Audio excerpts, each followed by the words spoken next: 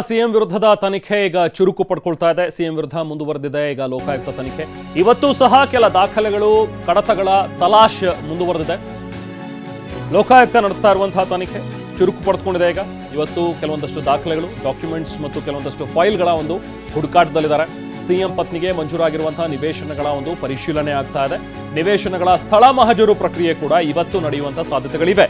Lokayukta SP Udesh ಅವರ ನೇತೃತ್ವದಲ್ಲಿ ನಡೆಯುತ್ತಾ ಇರುವಂತಹ ತನಿಖೆ ಇದು.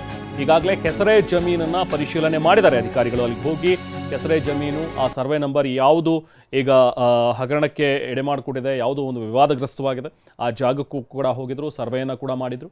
ಇನ್ನು ಇವತ್ತು ಒಂದಷ್ಟು ಫೈಲ್ಗಳನ್ನು ಈಗ ಹುಡುಕ್ತಾ ಇದ್ದಾರೆ ಲೋಕಾಯುಕ್ತ ಅಧಿಕಾರಿಗಳು. ಈಗ ಮುಡಾ ಕಚೇರಿಗೂ ಕೂಡ ಬಂದು ಅಲ್ಲಿ ಕೆಲವೊಂದಷ್ಟು ಡಾಕ್ಯುಮೆಂಟ್ಸನ್ನು ಕಲೆಕ್ಟ್ ಮಾಡಿಕೊಂಡು, ಕೆಲವೊಂದಷ್ಟು ಫೈಲ್ಗಳನ್ನು ಕಲೆಕ್ಟ್ ಮಾಡಿಕೊಂಡು ಪರಿಶೀಲನೆಯನ್ನು ಮುಂದುವರಿಸಿದ್ದಾರೆ. ಸೊಡ್ನಲ್ಲಿ ಸಿಎಂ ವಿರುದ್ಧದ ತನಿಖೆ ಈಗ ಚುರುಕನ್ನು ಪಡೆದುಕೊಂಡಿದೆ.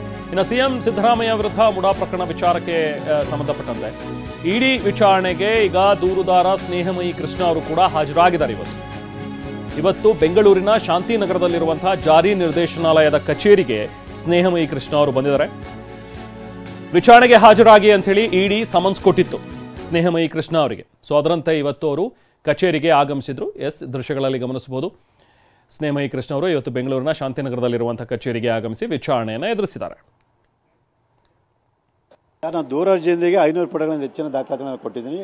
ಸೊ ಅದಕ್ಕೆ ಸಂಬಂಧಪಟ್ಟಾಗೆ ಸಮಾಜದಲ್ಲಿ ಯಾವುದೇ ದಾಖಲಾತಿ ಕೇಳಿಲ್ಲ.